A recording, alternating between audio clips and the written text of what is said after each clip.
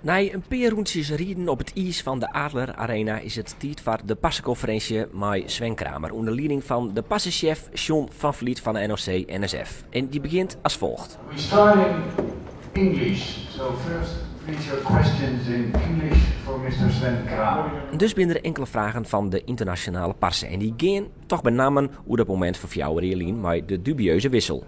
I don't have hard feelings about it anymore and focus myself for the 5 and the 10K here and pursue. En soms binnen ik vragen waarvan je denkt, wat is dat nou voor vraag? En dat zul je, Sven Kramer, dan ik denken.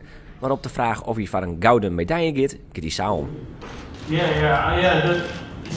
it sounds a little strange, right, when I'm going for silver, in my opinion. Oer naar de Nederlandse vragen. Het al hier heel ingewikkeld. Hoe is het met het Olympische gevoel bij Geleeks?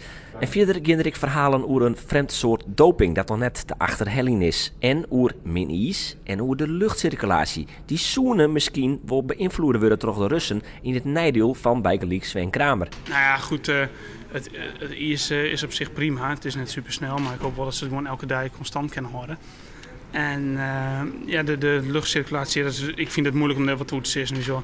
Natuurlijk ken het te wijzen, het ken ik net wijzen, maar ik ga ervan uit dat de oren de meesten net controleren. En daar hou ik me eigenlijk net echt mee bezig. Waar hij juist het nog net met de passen praten wordt, neemt hij nou alle tijd. Voor liggende camerameesken, steende camerameesken, gewoon van de radio of zelfs van 2 camera's tegelijk. Het maakt het Sven niet uit. Hij is vrolijk en liekt het clear voor de 5 kilometer van komende sneeuwen op de Olympische Spelen.